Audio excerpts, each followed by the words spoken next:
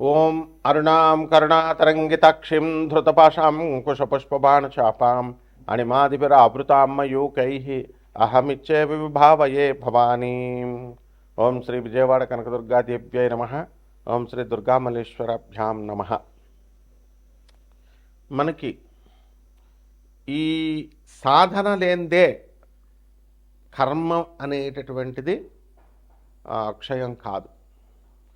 ప్రతి ఒక్కళ్ళు కూడా చూడండి, పాత తరం నుంచి ఏ గాయత్రి మంత్రం అనుష్ఠానమో లేకపోతే లలితా సహస్రమో విష్ణు సహస్రమో ఏదో ఒకటి ఒక ఉపాసనా దేవతని ఉపాసిస్తూ మరి వీళ్ళంతా కూడా ముందుకెళ్ళేవారు. జాతక ఫలాలు రావాలంటే ఈ మధ్యకాలంలో ఏమైపోయిందంటే, ఏమండి యూట్యూబ్లో చెప్పే జ్యోతిష్కుల కంటే మేమే బెటర్ అండి అని కస్టమర్స్ వీళ్ళు చాలా ఆస్ట్రాలజీని చాలా ఈజీగా తీసుకుంటున్నారు. లేకపోతే పొట్టి శ్రీరామ్ యూనివర్సిటీకి వెళ్ళి నేర్చేసుకుంటాం, లేకపోతే ఇంకో చోట ఎక్కడో మేము ఎంఏ ఆస్ట్రాలజీ చేసాం, ఇవన్నీ ఏమీ కుదరవండి. జ్యోతిష శాస్త్రం అనేటటువంటిది ఒక గురు పరంపరలో రావాలి. ఋషులందరూ ఏ ఎంఏ ఆస్ట్రాలజీలు అవి ఇవి యూనివర్సిటీల్లో చేయించారా వాళ్ళ శిష్యులకి?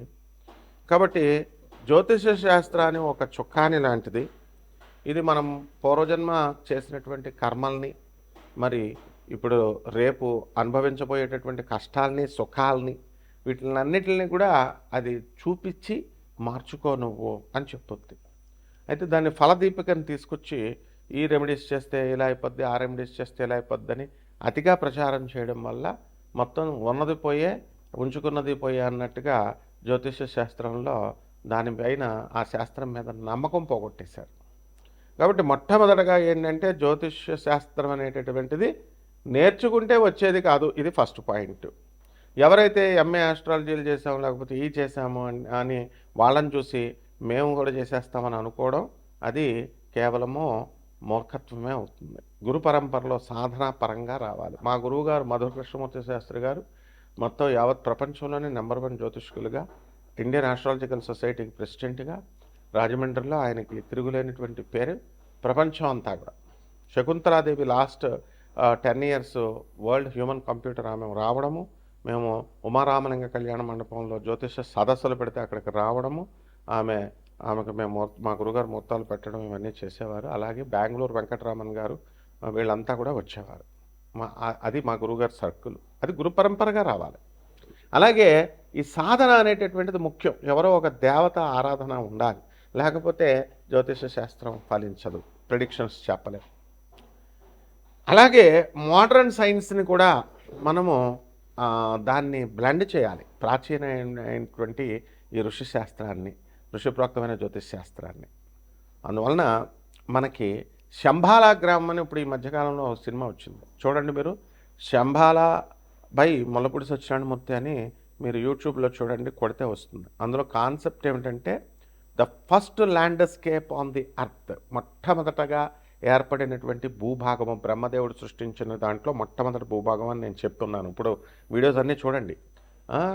అందులో ఇప్పుడు మొన్న సినిమా శంబాలా సినిమా వచ్చింది కదా, మరి ఆ సినిమాలో same zoological survey of India మనకు సర్టిఫై చేసిందని నేను చెప్పాను. అక్కడ అది ఎక్కడండి? రాంచీ దగ్గర 120 కిలోమీటర్ల దగ్గర ఆనందనగర్ అని గూగుల్ చేయండి, యూట్యూబ్లో చూడండి వస్తుంది. అక్కడ అదే శంబాలా నగరం, పురూలియా జిల్లా, వెస్ట్ బెంగాల్లో నేను చెప్పాను. అది మా గురువుగారైనటువంటి ప్రభాత్ రంజన్ సర్కార్, ఈయన ఎవరో కాదు, సుభాష్ చంద్రబోస్ మేనల్లుడు ఆయన చెప్పినటువంటి ఈ యొక్క శంబాలా గ్రామం. అక్కడ ఫాసిల్స్ తీసాం. ఫాసిల్స్ అంటే ఏంటంటే 1,00,000 సంవత్సరాల, కోట్ల సంవత్సరాల క్రితం పూలులు, డైనోసర్లు ఇవన్నీ కూడా ఉంటాయి. అవన్నీ రాకుగా, వాటి స్కల్స్ అన్నీ కూడా రాకుగా మారతాయి, రాయిగా. అవన్నీ కూడా మేము లేక్ గార్డెన్స్లో కలకటాలో మా గురువుగారి యొక్క మధుమైంచ అని మా గురువుగారి క్వార్టర్స్లో ఇప్పటికీ ఉన్నది ఇంటర్నేషనల్ ఎగ్జిబిషన్. అది ఎలా అంటే కంప్లీట్ ఆనందనగర్లో కూడా ఉన్నాయి. కాబట్టి ఇవి ఎలాగైతే స్వామి వివేకానంద గారు గాంధీ పోర్బందర్ గాంధీ ఆశ్రమం, మహాత్మా గాంధీ ఆశ్రమంలో ఎలాగైతే మీరు వెళ్ళి చూడగలుగుతారో అలా ఎగ్జిబిషన్గా మేము పెట్టాం.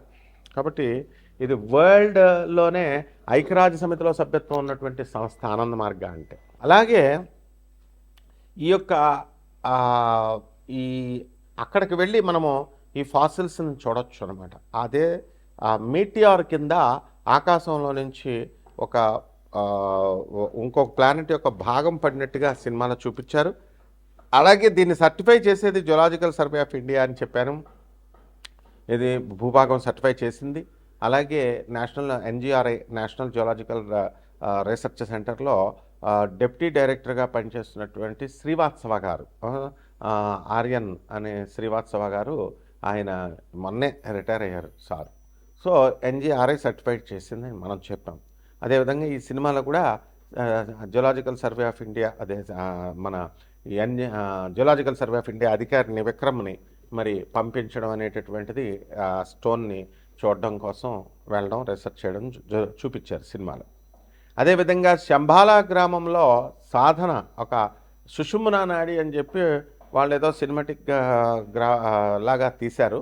అయితే యాక్చువల్గా ఏం చెప్పబడిందంటే ఈ శంబాలా నగరంలో చేసేటటువంటి సాధన 100 రెట్ల కోట్ల రెట్లు ఎక్కువ ఫలితం ఇస్తుంది అని చెప్పారు.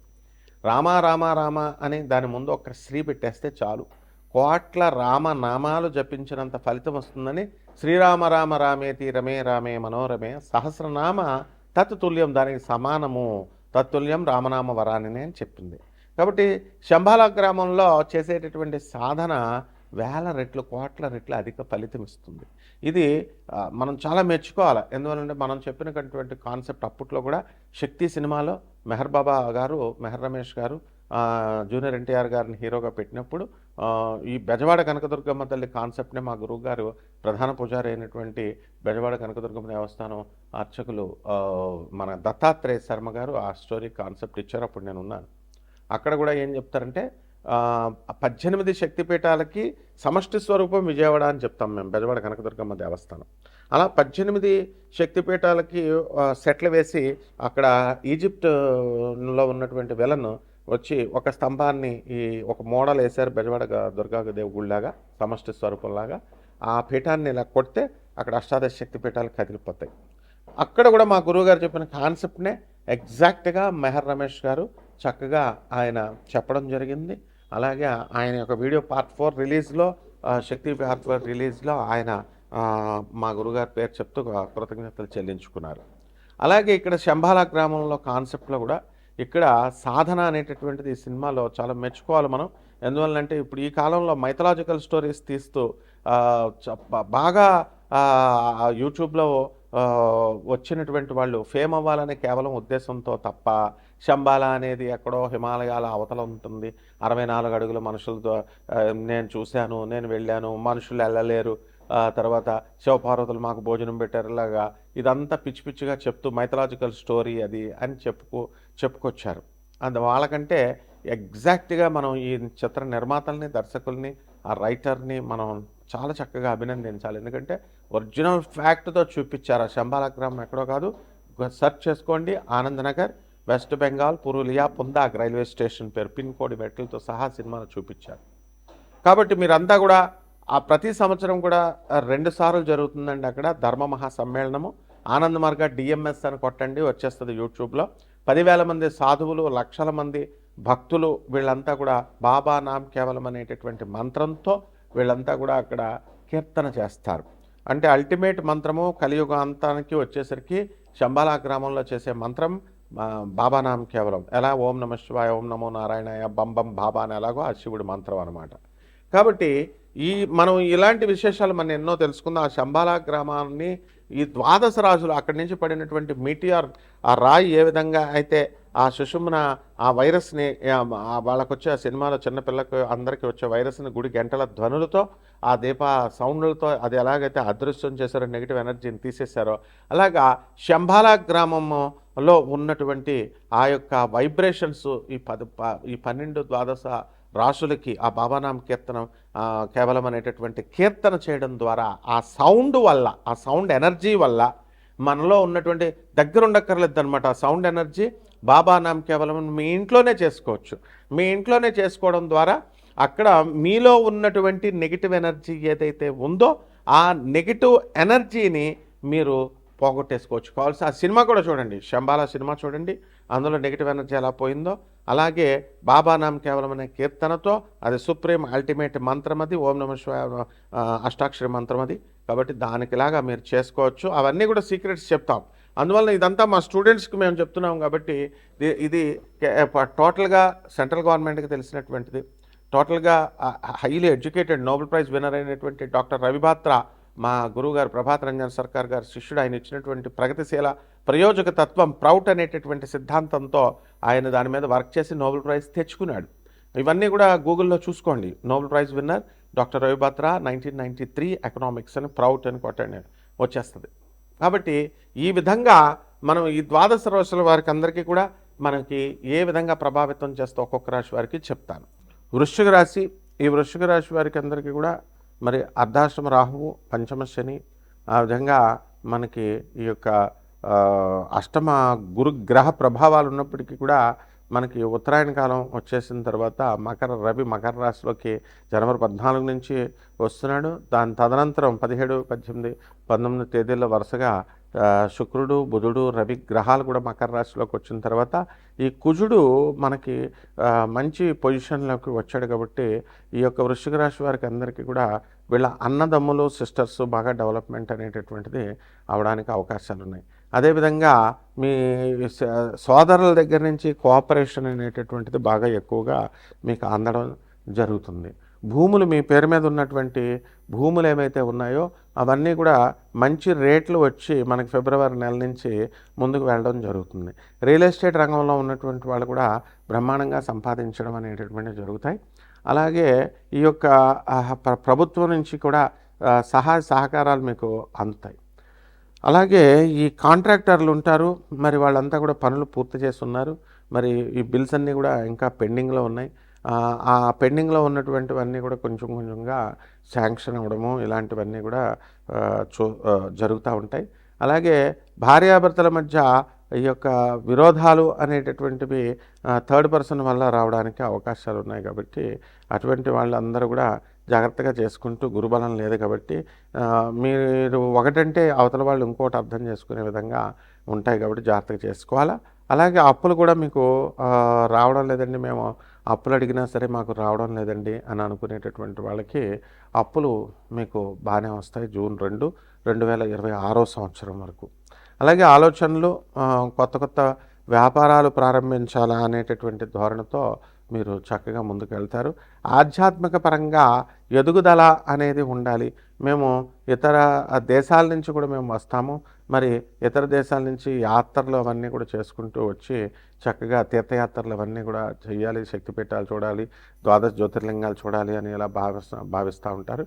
ఇవన్నీ కూడా మీకు వాటిల పనులన్నీ కూడా అవడానికి అవకాశాలు ఉన్నాయి. కాకపోతే మీరు ఈ కలియుగ భవిష్యత్తు పురాణంలో చెప్పినటువంటి ఈ శంబాల గ్రామం, ఆ సినిమాని చాలా అద్భుతంగా వాళ్ళు తీయడం జరిగింది. దాంట్లో మరి చక్కగా ఏ విధంగా అయితే సక్సెస్ అనేటటువంటిది వచ్చిందో, ఏ విధంగా అయితే సౌండ్ ఎనర్జీతో, శబ్దశక్తితో భగవత్ స్వరూపము, శబ్దశక్తి, ఓంకారము, ఏ దైవనామమైనా సరే మరి అందులో బాబానామం కేవలము అనేటటువంటి మహామంత్రాన్ని మీరు జపించడం ద్వారా మీలో ఆ సినిమాలో చూపించినట్టుగా ఒక బొప్పె వస్తుంది, ఒక కుర్పులాగా ఇక్కడ వీపు వెనకాల మరి మెడ దగ్గర. అది అక్కడి నుంచి అది ఎలాగైతే పోయి ఈ ఈ యొక్క గంటలు ఇవన్నీ కూడా దీపారాధనలు ఇవన్నీ చేసి గంట సౌండ్ ఎనర్జీతో ఆ పొడిపు పోయి అక్కడ ఉన్నటువంటి నెగిటివ్ ఎనర్జీ ఎలాగైతే పోతుందో బాడీని ఆవహించి ఉన్నటువంటిదంతా కూడా అలాగా ఇక్కడ మనకు కూడా ఏమిటంటే మనలో ఉన్నటువంటి నెగిటివ్ ఎనర్జీ పోతుంది బాబానాం కేవలము అనేటటువంటి మహామంత్రాన్ని జపించడం ద్వారా. అయితే మనకి ఇక్కడ ఈ పరిహారాలు ఏం చేసుకోవాలంటే మనకి గురుబలం కూడా చాలా తక్కువగా ఉంది కాబట్టి మనకి జూన్ 2, 2026 సంవత్సరం వచ్చేంత వరకు కూడా, అలాగే శుక్రుడు మోడమి జరుగుతుంది ఫిబ్రవరి 1, 2026 సంవత్సరం వరకు కూడా. కాబట్టి శుక్ర జపం చేయండి, శుక్ర స్తోత్రాలు చదవండి. శుక్రుడికి కిలోంపావు బొబ్బర్లని ఈ యొక్క తెలుపు రంగు వస్త్రాన్ని ఇచ్చి పేద బ్రాహ్మణులకి శుక్రవారం నాడు ఉదయం 6 గంటలకు దానం చేసుకోండి. అలాగే గురు జపం చేయండి, గురు స్తోత్రాలు చదవండి. గురువుకి కిలోంపావు శనగల్ని మరి పసుపు రంగు వస్త్రాన్ని ఇచ్చి పేద బ్రాహ్మణులకి గురువారం నాడు ఉదయం 6 గంటలకి మీరు దానం చేసుకున్నట్లయితే బ్రహ్మాండంగా ఉంటుంది. అలాగే మేడి చెట్టు చుట్టూ ప్రదక్షిణాలు చేయండి, బాబానాం కేవలం అంటూ జపం చేసుకోవాలా, శ్రీ గురు చరిత్ర పారాయణ చేసుకోవాలా. అలాగే ఈ యొక్క అనగాదేవి, 64 యోగిని గణాలు, దత్తాత్రేయ స్వాముల వారు మరి ఈ యొక్క మేడి చెట్టు దగ్గర మూలస్థానంలో ఉండడం ద్వారా గురుస్థానంలో మీకు ఈ గురుడు శుక్రుడు 2 దోషాలు కూడా మీకు తొలగిపోతాయి. బ్రహ్మాండంగా మిగతా జీవితం అంతా కూడా 2026 సంవత్సరంలో ఉంటుంది. శుభమస్తు.